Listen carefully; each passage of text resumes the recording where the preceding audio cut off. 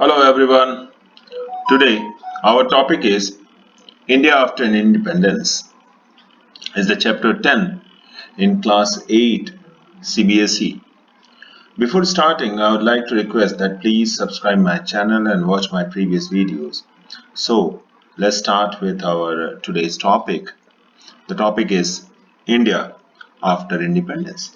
Now, while we are discussing about India's independence and everything, because we have already concluded just till 1947. Now we are discussing about what happened during the time at the time of independence and just after it.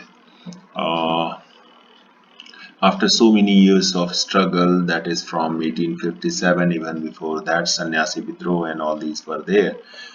So on 15th August 1947, or in August 1947, two nations born from a country known as India. One was Pakistan. The Pakistan in itself was of two parts. One is East Pakistan, another one was West Pakistan. And on 15th August 1947, India also finally attained its freedom from the British Raj on the day Pandit Jawaharlal Nehru spoke in the Central Hall of India, in the Central Hall of Parliament of India, that at the midnight stroke, a new nation born, and so on.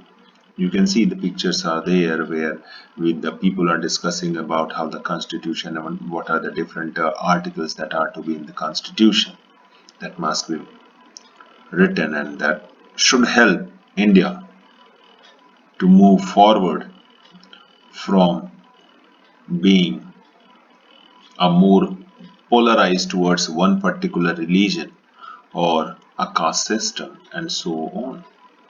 Now, once India was independent, a new and divided nation, it is said, as we have already discussed about, was born. After independence, India faced a series of enormous challenges. For example, the problems of refugees and of the princely states had to be addressed immediately.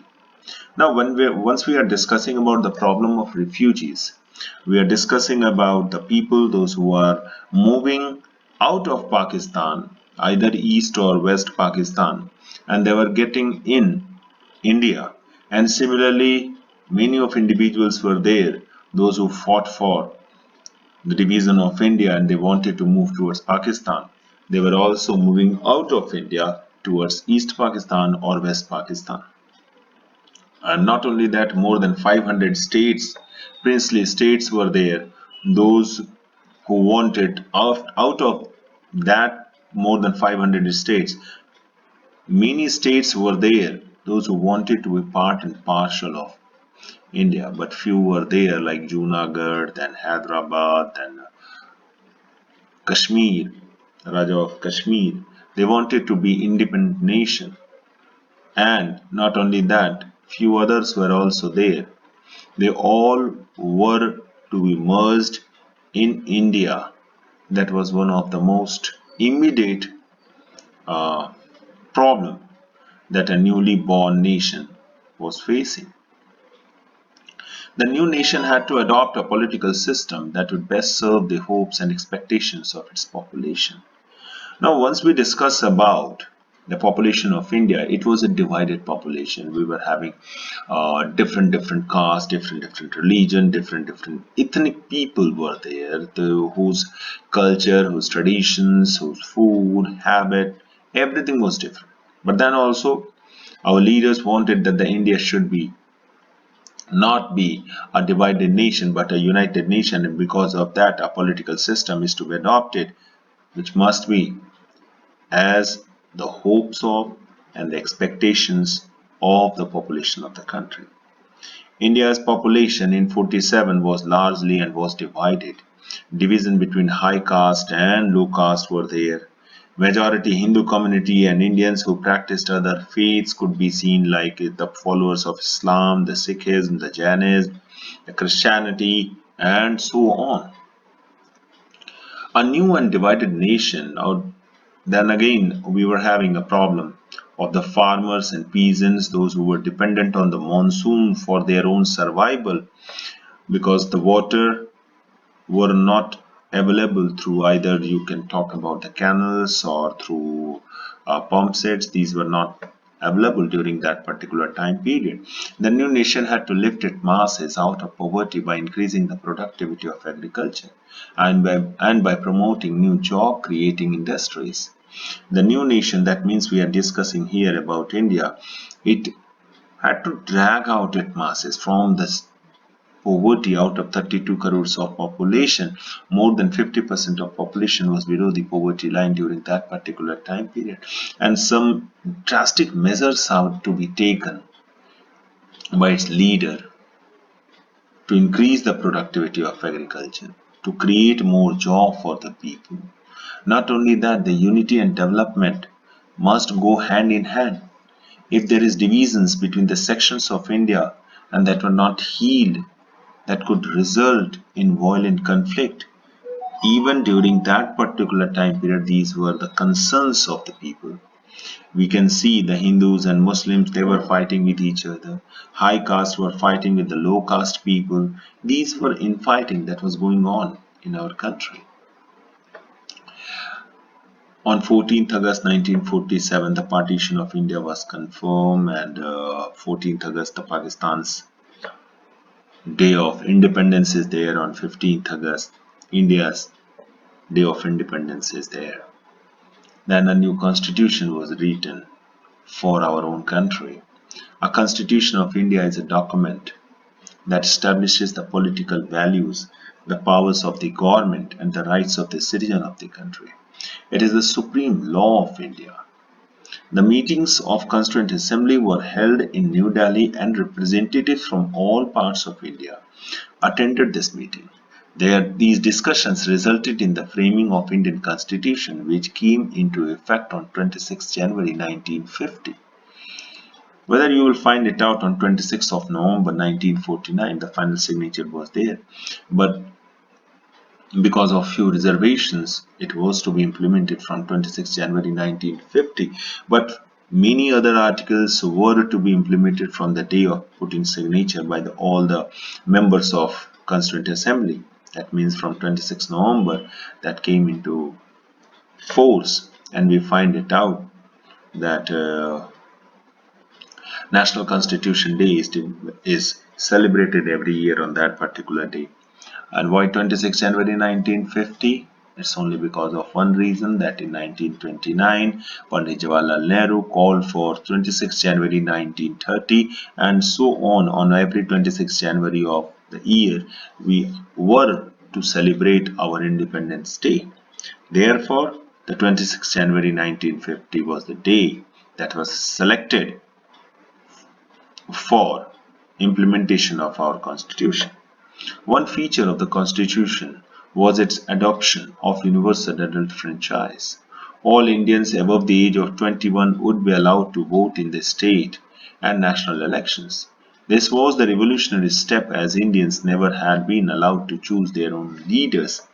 Yeah, definitely some council elections were there, but this type of universal adult franchise to every individual whosoever attains the age of 21 was never allowed in our country.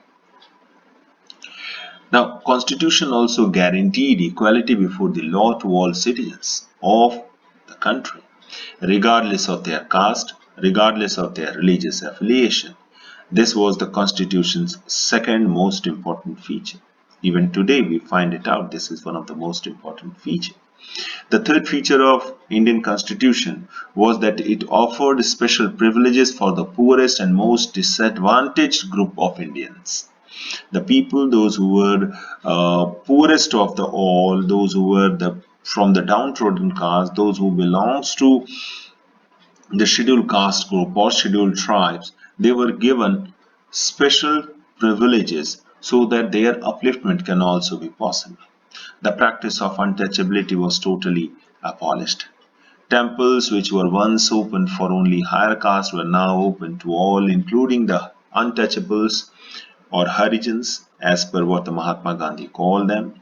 Along with the former untouchables, the Adivasis or the scheduled tribes were also granted reservation in seats and jobs. Later on, lots of political drama was done in the name of getting their votes.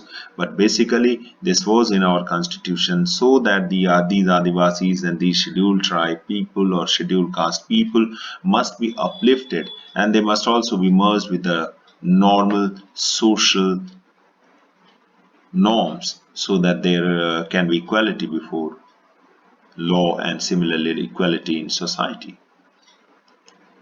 The Constituent Assembly spent many days in discussing the powers of the central government and of the state government. It was decided that the center's interests should be foremost as they will be in position to think and plan for the well-being of the country as a whole. The Constitution sought to strike a balance of power between the center and the state by providing three lists of subjects which were Union list, the state list, and the concurrent list. You see, there is administrative power that lies to the constitution of our country. In older times, it was the monarch or the king who holds all these powers. Then there was a division in our constitution about the powers of the state, that means the power of the union. Some of the powers were divided in between union and the state, that means the Delhi, that means the central government and the state government, and also certain amount of uh, activities were there that were enlisted in concurrent list where the center and the state both can make laws. The union list has subjects like taxes, defense, foreign affairs, which are the responsibility of the center. The state list has subjects like education and health, which could be taken care of principally by the state. And the concurrent list comprises of forest, agriculture, etc., in which the center and the state would have joint responsibility. Now, even not only that, in our constitution, it was designated that Hindi will be the official language of India and English should be used in courts, the services and communication between one state and the other. Dr. B.R. Ambedkar, who was the chairman of the drafting committee and under whose supervision the documents were finalized, played an important role in framing the Indian Constitution and referred to as the father of Indian Constitution. Now here you can see the history of Indian Constitution of India. Indian Councils Act 1861, then Indian Councils Act 1892, then Indian Councils Act 1909, then again Government of India Act 1919. Through this, the partial responsible government and provisional level were there. Elected Indians were given charge of some areas of government like industry, education at the provincial level. Now we see how the states, different states, that modern states that we see now in today's time period, how they were formed. In the very early big part of our national movement by Indian National Congress, that is in 1920 during the non-cooperation movement, the leaders of Indian National Congress, they amended its own constitution and said that once we get our independence, we will reorganize our country into different regional branches on the basis of language groups. Prime Minister Pandit Jawaharlal Nehru and Deputy Prime Minister Sardar Vallabhbhai Patel were against the creation of linguistic states only because of one reason, and that the reason was they have seen that on the basis of religion the partition of the country was there, and they were not ready to accept that on the basis of language also the partition of the country can be possible. That's why both of them, they were against the creation of linguistic states. But in October 1952, a veteran Gandhian named Potti Sri Ramallu went on a hunger strike demanding the formation of Andhra Pradesh to protect the interest of the Telugu-speaking people. On 15 December 1952, 58 days into his fast, Potti Sri Ramallu died. his death led to violence all over the state, and the central government was forced to give in to the demand. After his death, the people in Andhra Pradesh, they were totally agitated with the government, and they said it, accept our demand. And ultimately on 1st of October 1953, the new state of Andhra Pradesh was created. After the creation of Andhra Pradesh, other linguistic communities, they also demanded separate state. If you are ready to accept the demand of one community, you have to accept the demand of others also. Ultimately, a state reorganization committee was set up, and on the recommendations of it, different states were born. The large Hindi speaking region of North India was also to be broken up into several states.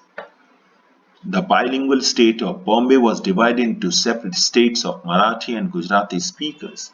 The state of Punjab was also divided into Punjab, that means the people those who were speaking Punjabi, and the people those who were speaking other languages like Haryanvi or Hindi or any other language, they were given Haryana. These were some of the recommendations of that state reorganization commission.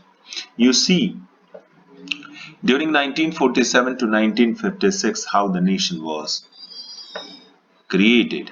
You see the pink color British territories were there, then the bluish one, the princely states and the tribal areas of Assam, that is modern day Arunachal, and some other colonial territories were also shown there. The rulers of Junagadh had tried according to acceding to Pakistan, but later and had unanimously chosen India in a plebiscite. You see where the Junagadh is. We are here talking about the 1947 till 1956. At the time of independence, both Kashmir and Hyderabad had declared that they are not going to be part of India. They wanted to be independent nation. But later on, Hyderabad tried to merge to cede its own with Pakistan, and Raja Hari Singh of Kashmir wanted independence, but later on he also ceded to India. Manipur and Tripura had joined Indian Union in 1948 and 49. You see, in 1950, Part A state, Part B, and Part C, and other colonial territories and protectorates were shown there. The boundaries of four territories, Orissa, Mizoram, Tripura, and Andaman and Nicobar Island, remain the same till date. Part A former British province ruled by an elected government and state legislatures. Part B, former princely states governed by Raja Pramukh, who was appointed by the president. Part C, states governed by the commissioner appointed by the president. In 1956, we find it out. Finally, the state reorganization was done and few states were created. Now, planning for development. Among the major objectives of the new nation, lifting India and Indians out of poverty and building a modern technical and industrial base were very strong.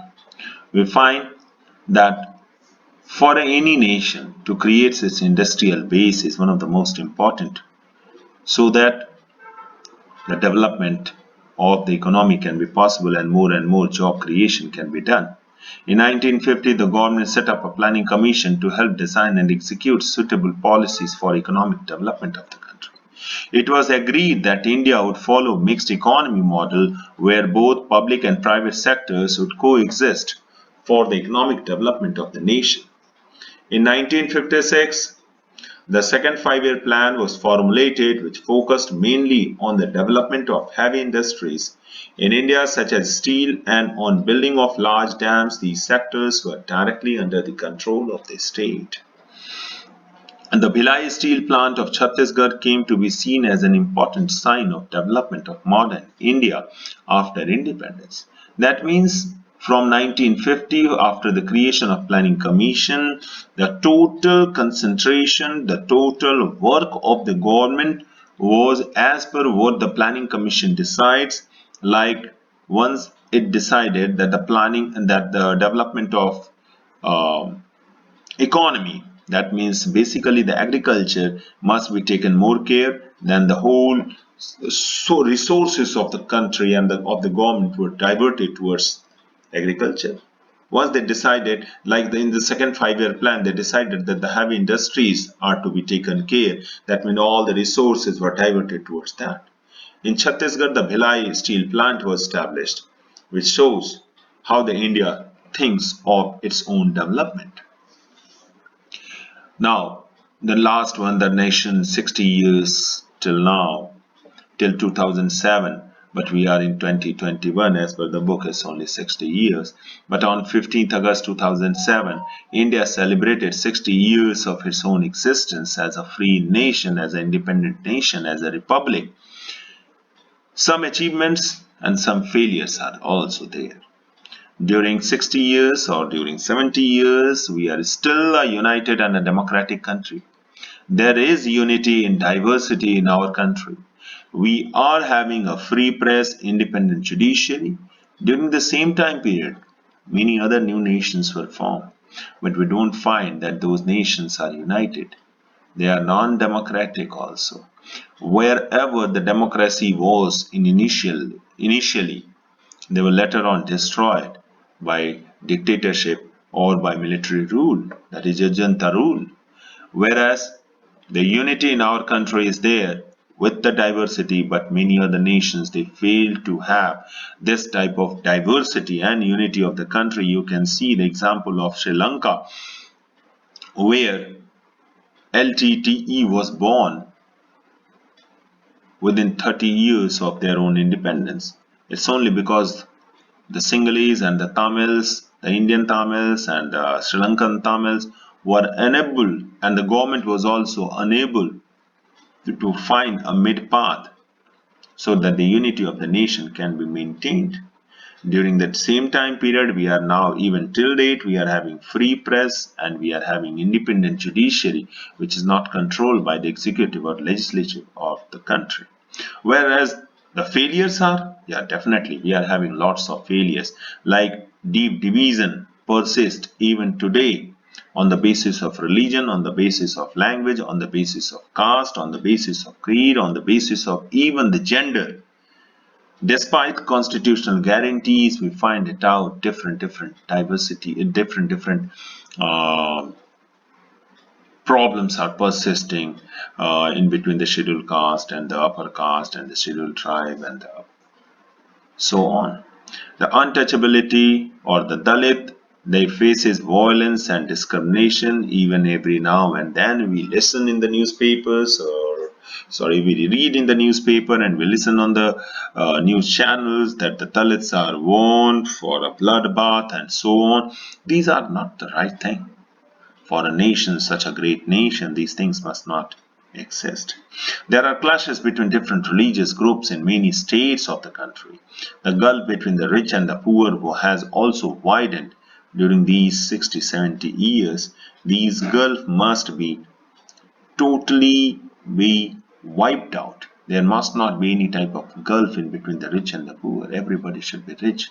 All the resources that are of the nation must be available to each and everyone without any discrimination. These are some of the most important things that we must take care, and which is in our course also. With this, I'm completing the chapter 10. Goodbye, everyone. Thanks for watching and hearing.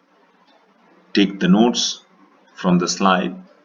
After pausing it, write it down. These are going to help you. We will meet again in my next video. Please do subscribe my channel and hit the bell icon to get notifications of my new video. And if you have any doubt, please do ask me in comment section. Once again, thanks all of you for watching. Take care and be safe.